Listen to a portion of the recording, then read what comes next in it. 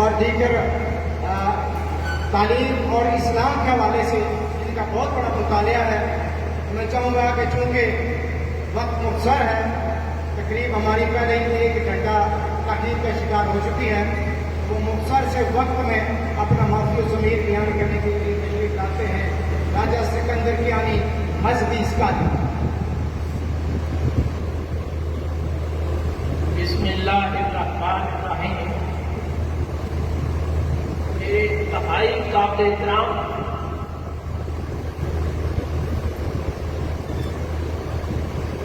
مہمان گرامی، عہدیداران گکھڑ فیڈریشن پاکستان، دیگر معزز سامعین، السلام علیکم ورحمۃ اللہ وبرکاتہ.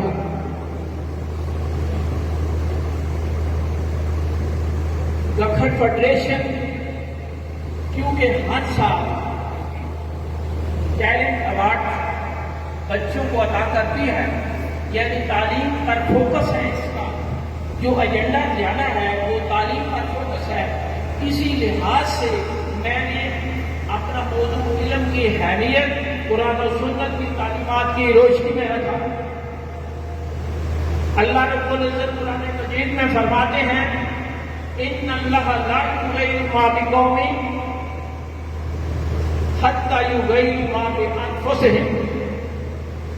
ان اللہ لا یغیر ما بقوم، اللہ تعالیٰ کوئی تبدیلی نہیں لاتے کسی قوم میں، حتی یغیروا ما بانفسہم، حتیٰ کہ وہ خود اپنے اندر تبدیلی نہ کریں.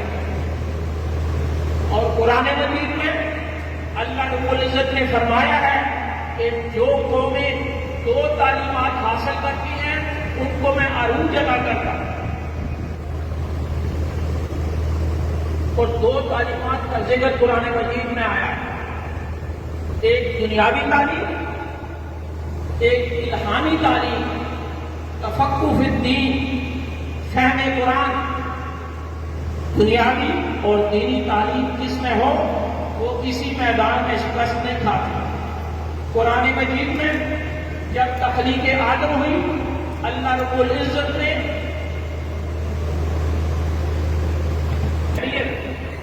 قرآن و سنت کی تعلیمات کی غیر ماں قومی حتی یغیروا ما بانفسہم. اللہ تعالیٰ کسی قوم میں کوئی تبدیلی نہیں لاتے حتی یغیروا ما بانفسہم، حتیٰ کہ وہ خود اپنے اندر تبدیلی نہ پیدا کریں. تو قرآن مجید میں 2 تعلیمات کا ذکر ہے، ایک دنیاوی تعلیمات، ایک الہامی تعلیمات، تفقہ فی الدین، قرآن فہمی. تو قرآن مجید میں جب تخلیق آدم ہوئی تو رب العالمین نے وَإِذْ قَالَ رَبُّكَ لِلْمَلَائِكَةِ إِنِّي جَاعِلٌ فِي الْأَرْضِ خَلِيفَةً. فرشتوں کو طلب کیا اور کہا کہ میں زمین میں خلیفہ بنانے والا ہوں، اپنا نائب بنانے والا ہوں جو میرے احکامات دنیا میں رائج کرے. تو فرشتوں نے اس پر اعتراض کیا کہ فرشتے جو تھے اس کائنات کی مینجمنٹ پر مامور ہیں اور کائنات انسان کے لیے بنائی گئی ہے. سخر لکم ما فی السماوات وما فی الارض وما، اللہ تعالیٰ نے سخر لکم ما فی السماوات، جو کچھ بھی آسمانوں میں ہے، وما فی الارض، آپ کے لیے مسخر کر دیا ہے. ہر چیز انسان کے لیے بنائی گئی ہے اور انسان کو خلیفہ کی زمین میں بنایا گیا ہے. تو جب فرشتوں کو اس کی سمجھ نہیں آ رہی تھی کہ ہم مینجمنٹ پر ہیں اور انسان کو خلیفہ بنایا جا رہا ہے، تو انہوں نے اعتراض کیا کہ زمین میں فساد کرے گا، یہ فتنہ بنائے گا، اور ہم تو اے اللہ رب العزت تیری پاکیزگی بیان کرتے ہیں، تیری حمد بیان کرتے ہیں، تیری عبادت کرتے ہیں.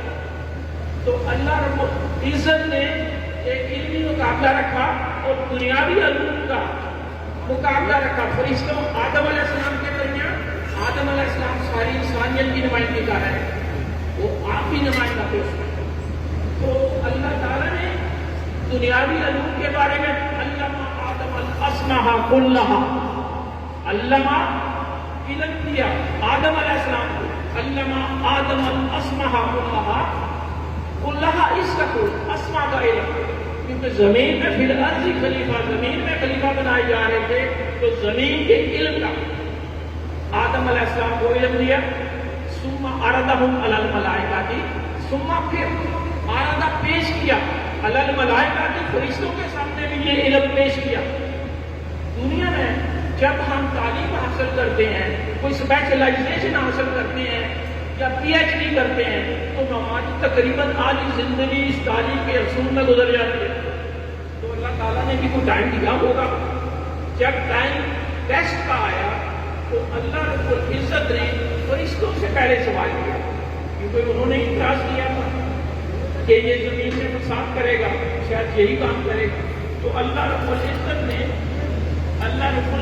نے فرشتوں سے پہلے سوال کیا، فقال انبئونی باسماء ہؤلاء ان کنتم صادقین، انبئونی مجھے بیان کرو۔ اللہ رب العزت نے فرشتوں سے کہا انبئونی مجھے بیان کرو باسماء، یہ اسماء جو زمین پر خلیفہ بنائے جا رہے ہیں، یہ اسماء جو ہے یہ علم بیان کرو، ان کنتم صادقین، اگر آپ سچے ہیں۔ فرشتوں نے کیا جواب دیا؟ یہ زمین کی علم، زمین پر خلیفہ بنائے جا رہے ہیں، زمین کے اسماء کا علم۔ اللہ فرشتوں نے کیا کہا؟ قالوا سبحانک، بڑا پیارا، قالوا سبحانک، اے اللہ تیری ذات پاک ہے، لا علم لنا، ہمیں یہ علم ہی نہیں، ہمارے دائرے اختیار میں نہیں، ہماری میموری میں نہیں۔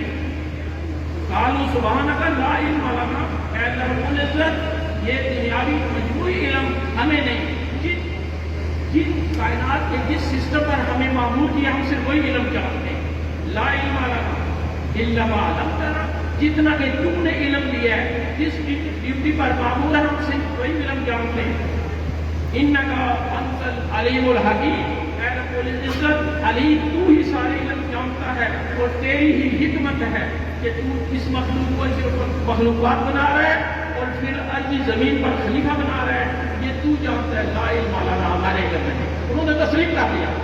جب تسلیم یہ دنیاوی علوم کی بات ہو رہی، اس کے بعد اللہ رب العزت نے کہا یا آدم، اللہ رب العزت نے آدم علیہ السلام سے سوال کیا، کہا یا آدم، اے آدم، یا آدم، اے آدم، انبئوہم باسمائہم، انبئوہم، ان کو بیان کرو، فرشتوں کو بیان کرو، یہ علم کی اسماء، یہ دنیا کے جس کا خلیفہ بنانے جا رہے ہو، یہ علم فرشتوں کو بیان کرو۔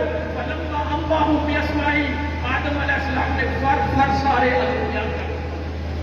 اللہ رب العزت نے آدم علیہ السلام کو یہ توفیق دی کہ سارے علم بیان کر دی۔ اس پر کیا ہوا؟ خلافت آپ نے ثابت کر دی، اشرف المخلوقات ہونا ثابت کر دیا۔ اس پر رب العالمین نے ٹائم 5 سال میں زیادہ نہیں۔ اللہ رب العزت نے جب یہ علوم آدم علیہ السلام نے دنیاوی علوم میں کامیابی حاصل کی، فرشتوں نے کہا لا علم لنا، تو اللہ تعالیٰ نے فرشتوں کو حکم دیا تعظیماً سجدے کا۔ وہ آدم علیہ السلام کی تھے، ساری انسانیت کی نمائندگی کر رہے تھے، وہ آپ کی تھی۔ فسجد الملائکہ کلہم اجمعون، اور سجدہ کیا ملائکہ نے، کلہم، کل کے کل نے، اجمعون جمع ہوگا، کلہم اجمعون، قرآن کہتے ہیں سب فرشتوں نے۔ تو یہ تو دنیاوی علوم کی بات کر رہا تھا۔ اللہ تعالیٰ نے آج کی جتنی بھی ریسرچ ہے، آج کی جتنی بھی ریسرچ ہے، اگر دیکھیں آج کی زمینی ٹریفک دیکھیں، آپ کی زمینی ٹریفک دیکھیں، فضائی ٹریفک دیکھیں، انسان کی اسپیشلائزیشن ہر جگہ پر دیکھیں کہ دنیا گلوبل ولیج بن چکی ہے انسان کے علوم کی ریسرچ کی وجہ سے۔ تو یہ بات کو اللہ تعالیٰ نے فرشتوں کو بھی حکم دیا کہ آدم کی تعلیم کی سجدہ کر کے اس کو اشرف المخلوقات مان لے، خلیفہ اللہ مان لے۔ اس کے بعد میں دینی تعلیم کی بات کرنے لگا ہوں۔ دینی تعلیم، اس قوم میں دونوں تعلیم کا ذکر ہے۔ ہدی للناس، قرآن مجید کو اللہ تعالیٰ نے ہدی للناس کہا ہے، یہ ساری انسانیت کی ہدایت ہے، اور اس کی تاثیر کا ذکر قرآن نے کیا ہے۔ لو انزلنا هذا القرآن على الجبل لرأيته، اگر اس قرآن کو ہم جبل پہاڑ پر نازل کرتے، لا الہ الا اللہ دیکھتے، خاشعا متصدعا من خشیۃ اللہ، اللہ کی خشیت روب بندے سے وہ ریزہ ریزہ ہو جاتا تھا۔ اللہ کے رسول قرآن میں ہم کرتے تھے اور کئی سال میں پورے عرب میں کئی ممالک عرب میں سارے مسلم ہو گئے. اس کے بعد حضرت ابوبکر صدیق پورے عمر فاروق 13 سالہ خلافت ہے.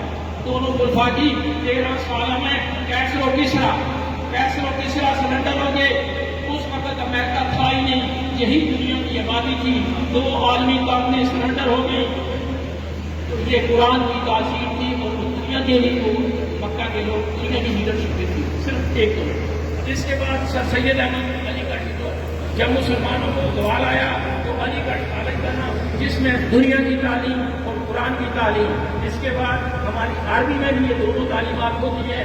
ایک فوجی تربیت ہے, ایک ہر یونٹ میں صوبے دار ہوتے ہیں جو مذہبی اسکالر ہوتے ہیں, ان کے امام پڑھاتے ہیں, جس کی وجہ سے رشیا کو شکست ہوئی.